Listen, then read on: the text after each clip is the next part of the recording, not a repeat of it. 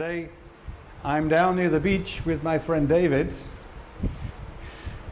who's waving in a very friendly way towards us. So I met David last year when I was down here near Chumphon. Yep. On the famous Running Bull Beach, which I think in Thai is called something like Thung Wua Laen. Thung Wua Laen. Yeah. And David can say that much better than me because his Thai is pretty good, unlike mine. But this is the so-called Running Bull Beach, which is about 15 kilometers from the town of... Yeah, 15, about 14, 15 kilometers. 15, okay. From east of the little town of, little city of Chumphon. And last year when I came down here to escape the smoke, the so-called smoky season up in Chiang Mai and Chiang Rai in the north of Thailand, I came down here, that was my excuse anyway, I came down here to spend a few days to get away from the smoke and the smoky season. And that's when I first met David, and David was already down here working and teaching in a local Thai school. Yeah. And that's when I discovered that David is originally from South Africa, but has been in Thailand a couple of years, and he'll tell us all about that now. And I discovered last year already that David is a keen snake hunter, even when he's not wearing his scout uniform, which he's put on today, especially to impress us.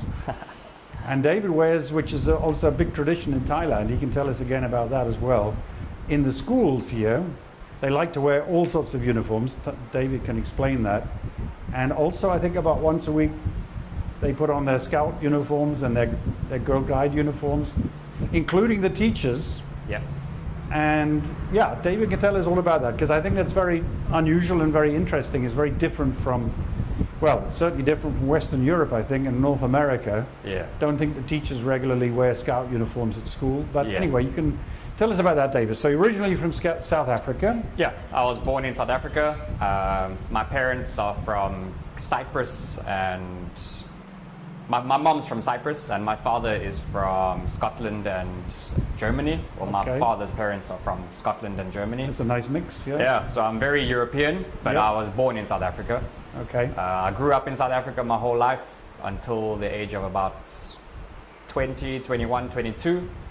And then I moved over to Thailand, and I've been here since. Okay, well, let's go back a bit to South Africa, because I discovered only yesterday that when you were living in South Africa, you'll have to correct what the version is, if it was right or not, but you lived in some sort of nature reserve or game reserve, and you were swimming with a hippopotamus, hippopotami, I think they call them. Is that right? Well, yeah, partly correct. When I was about 21 years old, 22 years old, my mother married a guy named Andrew. Yeah. And he was moving out to the Isamangaliso Wetland Park. Okay, so whereabouts is that? Very northeastern of South Africa. Okay. On the border between South Africa and Mozambique. And very warm area, very hot area, very beautiful area. But we were the only people it's a very rural area where the Zulu people occupy, the isiZulu people, and the area we lived in, the Isamangaliso Wetland Park, was ruled over by a Zulu king. Okay. So we lived underneath the king, basically. Okay. And we lived in the Isamangaliso Wetland Park, but we were the only property in the hippo fences. So everyone else stayed outside the fences, but we were brave enough to stay inside the fences. So we actually stayed with about 12 or 13 hippos on our land. Wow. Crocodiles, hippos, fish, all that stuff. But it was a very cool experience, very interesting experience. So was that, because you said that was quite near the end of your time in South Africa, was that new for you at the time as well? Very new, yeah. Yeah, so you hadn't really encountered directly those wild animals before? I have before.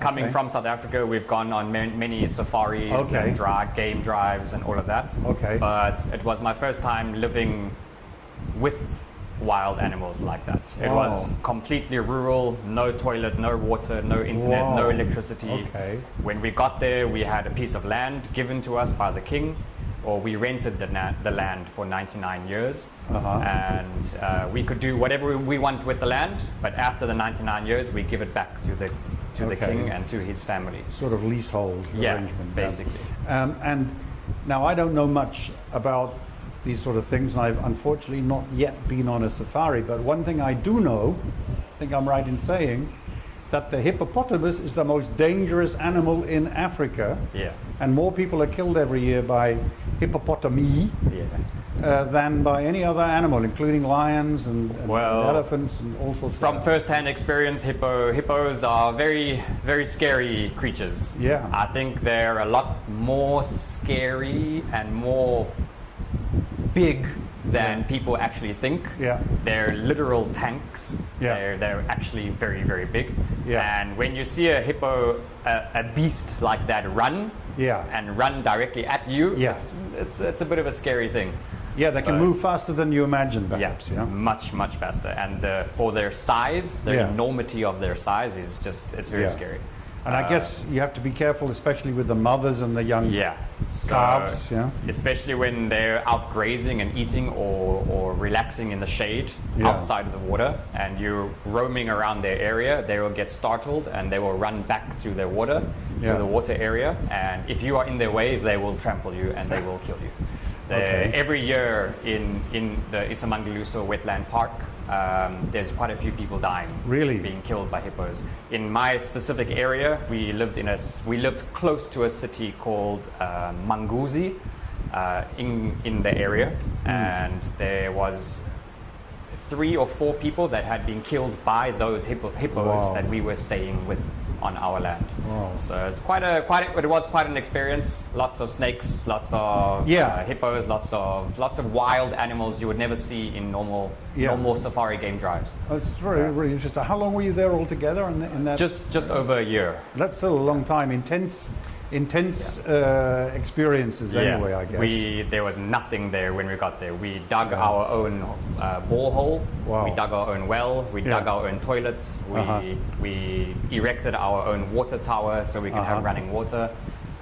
We cut down trees and made tents out of those trees. So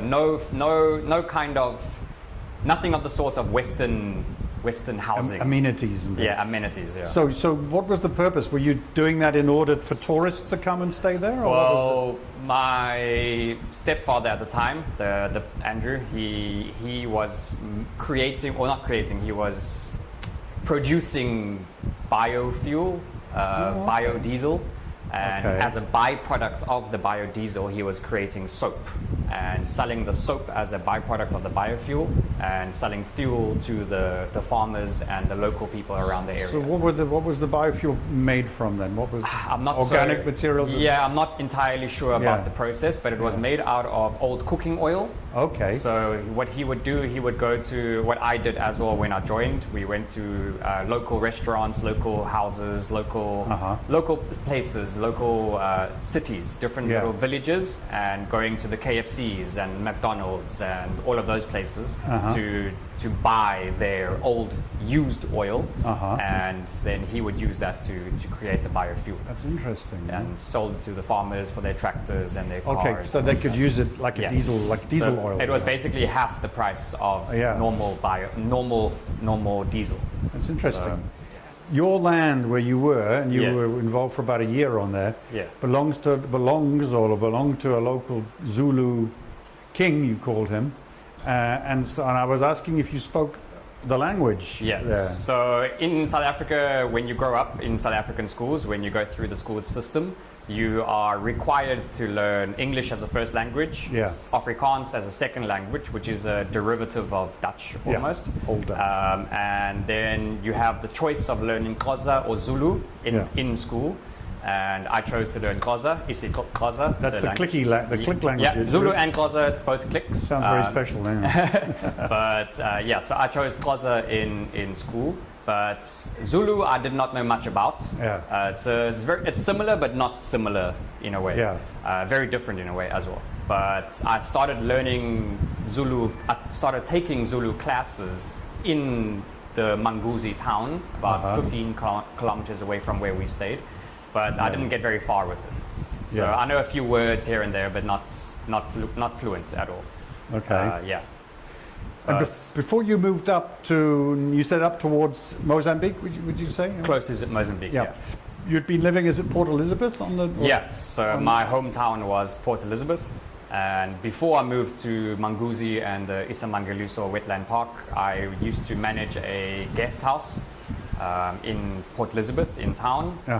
And the reason I actually left Port Elizabeth was because the one morning I woke up to a banging door, and I opened my bedroom door to see what was happening, and there was I don't know how to put it, a criminal, an intruder. An intruder in my house, inside the house. And I caught him in the act of stealing the laptop inside the main house. And ended up fighting with him, tackled him to the floor. We were fighting for a good 5-10 seconds. And for some reason, I had let him go. I was on top of him and I let him go. Didn't know why at the time, but I let go of him. So he pushed me over. I fell backwards. He got up and he ran outside. I chased after him, and he had jumped onto the wall, and I grabbed him by his belt, and he was kicking and flailing, and he kept on telling me, I'm going to kill you, I'm going to kill you, I'm going to kill you. And eventually I just let go of him again. He got over the wall. I went back inside to call the police and to call the owner of the guest house. And when I walked through the doors, there was just blood all over the floor. So I was wondering if it was my blood or if it was his blood. And it turned out it was my blood. I went to the mirror, I turned around, and I had a huge gash in my back. So he had obviously stabbed me in the back, and that's the reason why I let go of him. So ended up going to the hospital, had 54 stitches, internal and external. I'll give you the photo, you can put it in later. But doctor said I was very lucky to be alive, and that was the main reason why I left Port Elizabeth.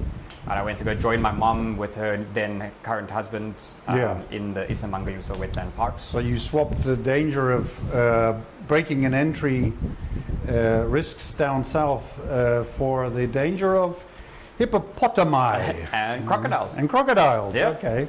But as you say, it's a dangerous country. And you mentioned before that was also even before you moved up north that you developed an interest in snakes. So I don't know why actually, but my whole life I've had this kind of connection with animals and especially snakes. And I had my first pet snake, a little corn snake, when I was about 17, 18 years old. His name was Houdini. Because he escaped. He escaped one day, and he escaped for like 3 or 4 days, and my mom was shitting her pants. She was very scared, but eventually found him and put him back in the cage. But that was Houdini, my first animal, my first snake as a pet. And then I had a red-tailed boa constrictor as my second snake. Beautiful, beautiful snake. But I never went snake hunting in South Africa. I only started doing that here in Thailand when I arrived here, because I lived in a very rural area, and there was a lot of snakes around that Thai people would just kill. And I did not agree with that. So but that happened here. But when you were in South Africa, and the scouting connection, that didn't really begin until you got here. Is that right? So the scouting connection was I didn't even know scouting at all. I knew of scouts. The same person that brought scouting to Thailand came from South Africa. Powell was Baden Powell. Even I remember that from my many decades ago when I was young. Even in Thailand, they teach about his history and how his involvement came into Thailand as well. But the scouting came from the director of my first school here in Thailand. She offered me and my brother to go for scout training. And that's what we did. Because that was quite a move. You'd gone up from Port Elizabeth, where you had that incident, that very dangerous little altercation with the guy who broke in, and you were, as the doctor said, you were very lucky to survive that. There were so many stitches and deep stab wounds and so on. And then you went up to that reserve, which was also, a tough place to be, I guess. And you said, I think your older brother had been on holiday here in Thailand, to this part of Thailand, near Chumphon. This province. And he ended up, when he was here on holiday, being offered a job as a teacher. Is that what happened? So he came here as a holiday, on a holiday, and ended up meeting a few people, and meeting a certain person in particular from an agency here in Thailand, and he offered my brother Blaine a job as a teacher, and he ended up taking it, and he never went back to South Africa. Okay. So, and how many years ago was all that then? When did he start working here as a teacher? He has been here now, this year, 2024, he has been here for 7 years. Wow, that's 7 years. This is my 5th year here in Thailand. So he was here for literally a couple of years before. He said, why not come over here? Apart from anything else, it's a much safer place to be. So about when the stabbing happened, he offered me to come here to Thailand if I wanted to. And I accepted, and I wanted to come, but there was a few things like visas and documents and things that we had to do before I could come here and get a job here as a teacher. And so after that happened, while we were sorting all of that out, I moved in with my mom in the reserve. And that's how I ended up going there. We're waiting to come out here, basically. Yes. So you came and joined him in Chumphon, or near Chumphon? Yeah. So it's a small, tiny little rural farming village in Chumphon. And that was, I mean, that must have been quite you had a couple of culture shocks back in South Africa, but that must have been a really big one. I don't know, I've never been to South Africa, but I'm guessing that's also very different here. Coming here to also a fairly rural part of Thailand. I mean, Chumphon is not exactly a big city, is it? And it's not a very well-known place for tourists either. But anyway, you came and joined your brother, and you ended up suddenly finding yourself in front of a class full of Thai school kids. These are not private school kids. These are not particularly privileged or wealthy. They're regular Thai children. How old are the ones that you were first teaching when you first came in? Primary school. It was a government school. A big government school for the area. About 2,000-3,000 students. Oh wow! But the first day I went to the school, there was no introduction, there was no training, there was no nothing. It was just, here are your lessons for the week. This is what you need to do. And they sent me in and they said, go teach. So, and it was quite scary, but after the first week, it was interesting. It was fun. The kids are really cool. I still have great relationships with my first students that I taught. So they were primary. So they were like 6, 7, 8 years old. So very they were small. from the age of 5, 6 to 10, 11. And they spoke probably not an awful lot of English. Government schools. Some government schools have an English program in the school, which some students will have a very good inkling of English. A lot of them don't really understand a lot, and that's obviously why I needed to learn how to speak Thai, and just to help the learning barrier of, okay, this means this in English and in Thai. Your brother who'd come here on holiday, and like a lot of people who come to Thailand on holiday, he basically fell in love with, if not possibly also with a Thai girl or more, but certainly with the country. And he gave you the idea of coming and joining him as a teacher. And he'd been here for 2 years teaching, and then you had to get your paperwork in order back in South Africa. And you came and joined him about 5 years ago now, this year, in a couple months, 5 years, Okay. And he was already working in a Thai school.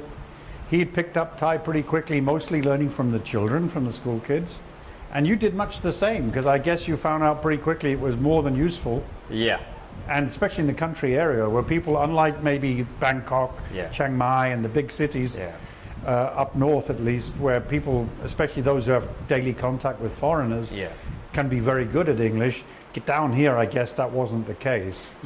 Well, the Chumphon province is almost smack bam in the middle of Thailand. It's the thinnest part of Thailand, between the border of Burma or Myanmar and Thailand. But the little village that we stayed in was very rural, and there was very little to none of English speakers. So you were kind of forced in a way to learn Thai. Not necessarily forced, but if you had the willingness to learn, you could learn very fast. And I think that's how we both learned, my brother and I.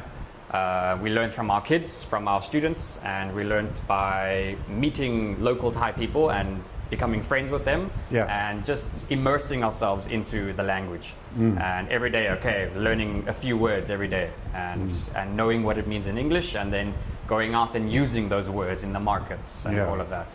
it's a hard language, but if you're willing to learn, you can learn. You can learn anything you and want. you could practice, like we say, you could practice with the kids you were teaching. Yeah. And even now, my brother, he's been here 7 years now. He can read and write Thai. Wow. And I'm not on that level yet, but give me another 2 years and I'll get there as well. Is he still teaching in the same school? He's still in the same school. He's been in the same school for 7 years now. I was there for 4 years, and I have just recently, a year ago, moved to a private school in Chumphon city. Okay. Which is very different to the government school. But so why? In what way is it different? It's just it's very different. It's run differently. The rules and regulations are very different. The teaching styles and the teaching textbooks and the ways of that they use English in the classrooms are very different. The government schools, you can speak a little bit of Thai. You need to, because some students don't have any knowledge at all of English. So you need to kind of help them along the way. But in the private school, we only speak English in the classrooms, which is very, very good in my opinion. Because it makes them very immersed into the English. They need to learn English in order to understand, which is great. And a lot of my kids in the private school now, in my classes, they're brilliant at English. I mean, I have a little kid called Atom. His name is Atom, and every day he comes to me with a new joke, and he tells me in full English, but it's just some of them are just so bland, but so funny. It's great. When I did my Thai lessons up in Chiang Mai, one of the things that the Thai teacher told us and taught us was that in Thailand, and I think this is a tradition that goes back probably hundreds of years, there are certain colors associated with certain days of the week. And there is a tradition, or there was, for teachers and maybe also the children in the schools to wear certain colors on certain days. And you also have, I think, you were just saying before, you have certain days of the week, for example, for your scouts, where not only the children come in their scout uniforms, but the teachers, the ones responsible, like you are, for doing those scouting activities, go to school in your scout uniform. Which is what you're wearing today for us. So you'll find that every day of the week is a different kind of uniform, either a uniform or different kind of color for each day. So for example, in the schooling system here in Chumphon, on Mondays, the teachers need to wear formal teacher attire, which is like a white, almost military-like looking uniform. It's the same uniform that they graduate university from. And Tuesdays is traditional Thai dress code, so any kind of Thai, cultural Thai clothing. Wednesdays is around the whole country in Thailand is the National Scouts Day. So you will have to wear your Scouts uniform, students and teachers alike. Only the teachers that are qualified and have undergone training to become a Scout teacher. Thursdays, I'm not entirely sure if it's pink or yellow or one of the colors, but Friday is most likely a casual, formal kind of wear. And then Saturday, Sunday is a little bit different. But I'm guessing with your background, I mean, you told us at the beginning all about the hippopotamus and you already had a hobby starting to have snakes as pets and so on. So when you had that opportunity a couple of years back now, I guess, to start in the Scouts, that made a lot of sense to you, I guess, because that's a lot of you did a lot of outdoor stuff in South Africa, and so how did all that happen? What's that? Well, I was always very interested in nature, animals, the ocean, or outdoor activities, and those kinds of things. And I still love animals. And when I came to Thailand as a teacher, after the first rough week of just being thrown into the lion's den, I started to enjoy it, and luckily the director of the schools had a bit of a liking to myself and my brother, and she wanted to improve our skills in Thailand, and she offered us to go for Scouts training, which is the BTC training, 3-day training camp, in order to become certified and a certified teacher to teach Scouts in the schools. And so we accepted and we went for the training and we did that. And it was very interesting. It was a lot of a lot of writing and listening and lectures, which I didn't really understand at the time because my Thai wasn't as good as it is now. Yeah. But it was fun, a lot of teamwork, a lot of outdoor activities, hiking, rope work. They concentrate a lot on the rope work, different types of knots and all of that. Making fires, cooking, taking care of your teammates, your group, that kind of thing. But very interesting, very cool, and I would like to increase my knowledge about it. Yeah. At the moment, I have the BTC accreditation, and the next one would be the ATC, which is a higher level or a higher position on the hierarchy of scouting. But if I do the ATC training, it's a 7-day training course, and if I could be mistaken, but from the time of my research a couple of years ago, there's not one foreigner in Thailand that has the ATC accreditation. Yeah. And if I do that, I'll be the only one or the first one.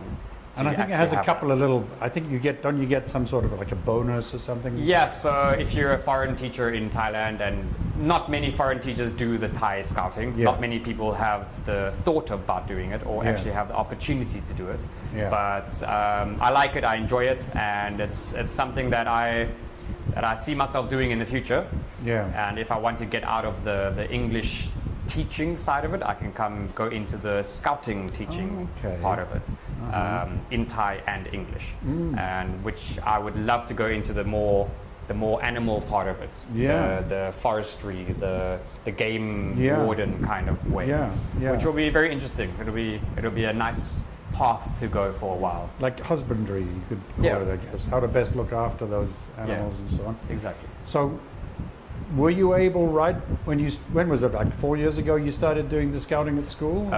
4 years ago, 1 year after I started teaching. Yeah, and did you start immediately with snakes right back then, or how was it? Well, the place I was living in was a very small town, and like I said, a lot of Thai people, when they see snakes, they just kill them. They take them by the tail and they just smack them and smack them. Some of them eat them too, I think. They're delicacy, some of the snakes at least? Maybe not down in Chumphon, but down in Isan and northeastern Thailand, I know in the north, they're very keen on eating them. So, but down here, I haven't heard many people eat them, but I know of people that have tried snakes before. But down here, we have lots of poisonous, venomous snakes. We have Ngu Jongan, which is the king cobra. We have Ngu Hao, which is the normal cobras. We have the Malaysian pit viper, spitting vipers as well. So we have a lot of dangerous snakes down here, and I understand Thai people trying to kill those because they are dangerous. They are lethal and deadly. But the small little, most of the call outs I get here in my town are just for non-venomous, non-poisonous, little calm snakes. And you shouldn't kill those guys. If you leave them alone, they'll leave you alone. They won't bite you, they won't do anything. So, but I did not immediately start with snakes, but I realized that there was a lot of snakes around. And I like snakes, and I don't like seeing the snakes being killed for no reason. So I would rather go catch them and release them into their own natural habitat. So, and you said that the kids know that you're a big snake, a snake hunter, snake lover as well. So when they see a snake at school, which they do occasionally, they come running to me and they say, Teacher Dave, there's a snake, come catch the snake, come catch the snake. I've actually got a few videos and pictures about that. It's very cute. But I love it because they realize, there's a snake, call Teacher Dave. Don't kill it, don't harm it, but call Teacher Dave. So that's great. Let's sort of sum up a little bit, because you had quite some changes in South Africa. Obviously, that big move from down in, where was it again? You're down on the coast in Port Elizabeth, up to the reserve on the near the Mozambican border, and then that huge change in your life, obviously after recovering from your stabbing incident, and then coming here and finding yourself in front of a classroom for the first time in your life, learning a very new and very different language, being confronted with a completely different culture here, different from anything in Western Europe or North America as well, not just from South Africa. So how would you sum up your experience here in Thailand and your life? I think Thailand was probably a very spontaneous move. But it was probably the best move that I could have done in my life at that time, and still is a great place to be. I think Thailand in general is a very safe space at the moment around the world, especially now with all the wars happening and conflicts and racism and corruption and all of that. And I think Thailand as a country is a very beautiful place, a very kind place, a very safe place. It does have crime. Every country has crime. It has its problems like every country. It has its own problems, own corruption. But being a foreigner in Thailand right now is it's a very fun and beautiful place to be. There's a lot of great people here, a lot of awesome, kind-hearted, very nice people around. I myself have a very good group of friends around, and I think that's all you need. I mean, look at this. We have the beach right here. Where I live here. It's my hometown. I mean, there's a lot of people call me more Thai than foreign at the moment, which is a great compliment for me because I love Thai people. I love I love Thailand. And I don't see myself moving away from Thailand if I don't have to for the next good couple of years. You'd be happy to stay here and settle here for the time I would be very happy to settle foreseeable future. Yeah, for the foreseeable future. I don't have a wife or girlfriend or anything at the moment, but if that comes to pass, then that'll be great as well. But I think for the next few years, I'll carry on teaching for the next year or two. I have the qualifications and the licenses to carry on for another year or two. I would like to get away from the teaching side and do my own kind of thing, my own kind of business, whatever that may be. Maybe going into the reptile business or the touring business or something of the sort. But I think Thailand as a whole is a great place to come. Chumphon province is a great place to be. Very beautiful. Some people might find it a little bit boring. It's the sabai life, the chilled out life. If you're looking for a party, this is not the place to be. Not party central, no. This is not Pattaya or Phuket or Bangkok. It's a very, very countryside part of Thailand. This is real Thailand down here. And I see myself here for the foreseeable future. I would like to settle here if I can.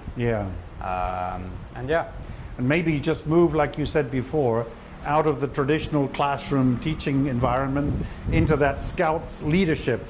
It's a sort of scout teacher, scout leader type. I would love to show Thai people that seeing an animal is not necessarily, seeing a dangerous animal is not necessarily, I need to kill this animal. If you leave those animals alone, they'll leave you alone. There is no reason to kill them. Yes, there are dangerous ones around. There are Komodo dragons around. There's dangerous snakes around. There's lots of things around. But if you learn about them and you learn how they react, how dangerous they are, don't do this, do that kind of thing, you can live here very peacefully, very nicely. And best thing of all, it's beautiful. You got the beach, you got people, it's cheap. It's not nearly as expensive as European countries or Western countries. And you can live a great life here.